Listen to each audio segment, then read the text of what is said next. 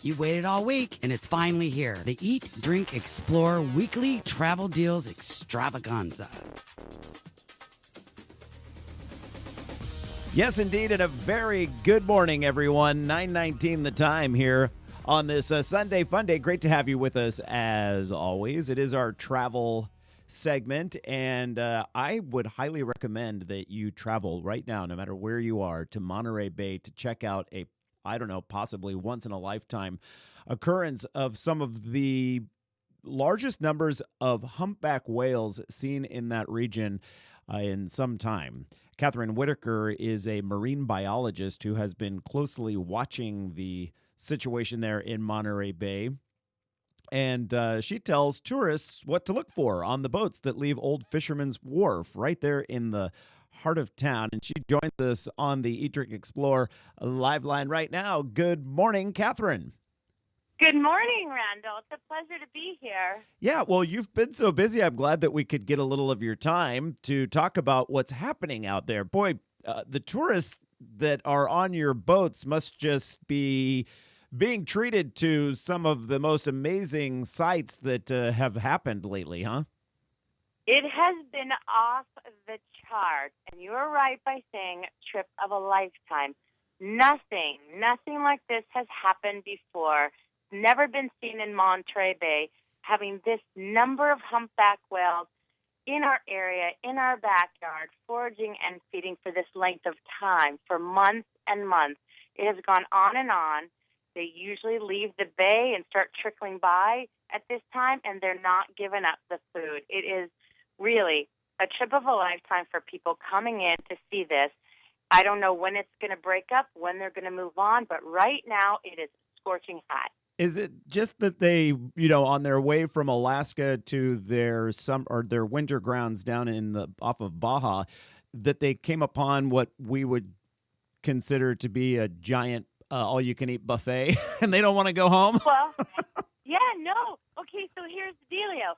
These whales, this is their feeding grounds. They start to show up off our coastline, off the Central Coast. These humpbacks, in springtime, they start to arrive, and they're hungry. They haven't eaten for 6-7 months. They've been fasting. So this buffet starts getting laid out. During the summer months, it increases. Whales keep coming in, but they also work waters up and down the coastline and up to about Washington for this particular kind of humpy. But this year, totally striking, we had miles and miles of small schooling fish, anchovies. As the anchovies came in for miles, they were also mountains deep. So this is what has happened. The humpies are talking as they've been coming by, and probably normally they'd be spreading out. They just got more and more condensed, and they did not diminish this food. So they just kept coming, and they are just staying. They do not want to leave and give it up. Right. Clearly, the Monterey Bay Bay is something special. They wouldn't put a world-class aquarium there if it wasn't. But That's right. But what is it? What is it geographically about it that makes it such a great place for sea life? Oh, okay. So deep submarine canyon, the bathymetry, the seabed floor. In Monterey Bay, we have this really deep soup bowl that can get created because we have the world's third largest, deepest submarine canyon, similar in size and shape to the Grand Canyon, double the size. Whoa. Filled up with water, and we're floating on top of it. Wow. So that's what people are floating over. They just don't know it because they can't see it. That's right. It's huge. 2 miles deep, goes more than 100 miles offshore. So Saturday was the first day in a long time that the boat didn't go out just because of weather conditions. But in the previous days, Thursday, Friday, and such, give us an idea of how many whales people were seeing compared to what maybe they would have seen a year ago. Wow. Okay, so a year ago, we wouldn't even be selling the idea that we're going to go out to see humpback whales. We have a different flavor of whale, a different species. Gray whales are starting to trickle by and make their move migrating south as well. And they're really the ones this time of year that we go out to see, and we would hope to see handfuls of them mixing up with dolphins, maybe every once in a while, killer whales, orcas. But right now, since the bay is still plugged with fish, well, we've still got humpback whales. So what we're seeing makes it very unusual is we're seeing anything from 8 to maybe 15 humpback whales in a big, tight soup bowl, mixing it up with sea lions, dropping and diving and foraging and circling and dashing back and forth. And then wide, around a several-mile radius, there could be 40 to 60 humpback whales, all in these groups, all around. So this still has been quite a scene. And fishermen that have worked those waters going back to childhood, they may be 60, they've never seen anything like this.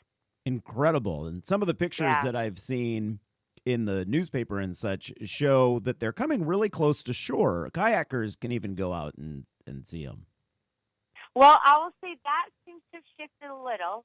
The animals are right up the center of the bay, over the deep canyon, that deep trench that bisects the bay. It slices us in half. Mm-hmm. So they're a little offshore. They're not within a half a mile of shore as much. I see. But they had been. And during that time, there was more than 60 animals in the area. I do science in airplanes. We have permits to fly and count animals. We had over 118 animals in 2 hours on the surface on just half of the bay, which means it's even more than that. So when it was peaking with the great numbers even higher than 40 to 60, we were over hundreds of animals in the bay. Wow. So these really wow. These really whales wow. are these whales are mammals, so they do have to come up to the surface to breathe, but how long can they go under? Well, right now they've got average dive times beneath the sea surface around, I'll say 5 to 7 minutes down. They can stay down longer. And if they're not diving for food and they're just slowly traveling, maybe more like 3 to 4 minutes down and popping back up. When they're on the surface, though, people get these amazing visuals. These guys are my favorite by far. Humpback whales, they get that name because they have a big old crazy hump on their back. They arch their backs out of the water, right? Showing off their backs a little bit higher. And then, when we're lucky, which is most of the time, they like to throw their tails out of the water. And I always like to tell the customers, who doesn't want a little tail when they're out on the ocean, right? That's... I know. So hopefully, we can share a little booty with those folks. That's so funny. As you were saying that, for people that are watching online right now at eatdrinkexplore.com, we're looping a video from your website. And as you were talking about that, there was one of the whales was doing a water slap, where it takes its tail and wham, right on the surface of the water. Yeah. So they'll do whale handstands. They slap their flukes repeatedly. They have long, gorgeous wing-like pectoral fins. They'll even get those flapping. And these guys, they're the ones most known for jumping, breaching out of the water. It's like, shut up. It is amazing when they do that. It's so shocking. 20 years later for me, I can't always tell the people which way to look. I coach them on the dock and tell them, I don't care what sound you make. If you see this, you scream out. I want you to yell. So we can all make sure we shift and look in the direction of the scream so we can miss it. I mean, we won't miss it. It happens in seconds. Right. So I try and get all the customers involved, and you can't help but not to. It's thrilling, and we get some people with tears in their eyes. They know they've had a moment in time that they'll never have again. Catherine, you're so passionate about it. I love it. Clearly, you would make a great docent on any one of these cruises that leave from there. Have they been sold out recently because of all the press? I have to tell you, during the Thanksgiving holiday, they were so sold out. We were trying to pull in more boats just to ensure everyone interested could have the experience.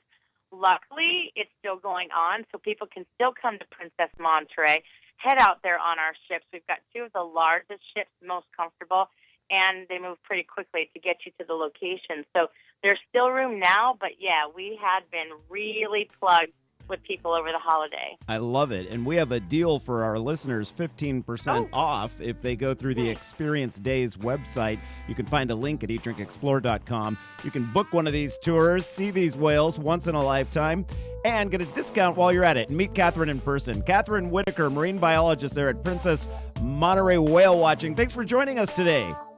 Thank you. All right, take care, Catherine, and stick around, everyone. We have a lot more coming up here on the show, including what it takes to be a beer expert, a cicerone, right after this.